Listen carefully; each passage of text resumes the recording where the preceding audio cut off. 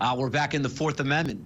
Reasonable, right? What is reasonable? What is not? And when we're talking about this garbage, when we're talking about databases, we always have to talk about the expectation of privacy. And that is really relevant here. You know, traditionally and historically speaking, when you put garbage out at the curb, you do not have an expectation of privacy when you discard that particular property. On the issue of these databases, the question's going to be, well, what was in the databases? How did they get those profiles? And did the people know that they were giving up sort of their rights?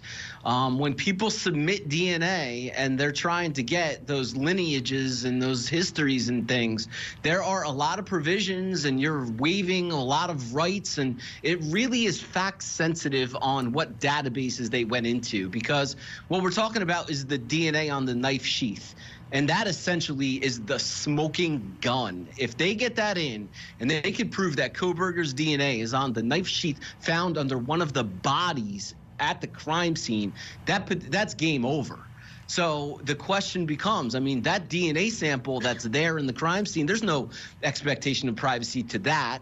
They're doing the DNA on that. And then it's the comparisons is really what is at play for the Fourth Amendment. The reasonable, was it reasonable? And also expectation of privacy. I think the government's on pretty firm foot on both those questions. David Bruno, I think you should get some CLE credits for all the teaching you're doing this morning on this show. Thank you for that.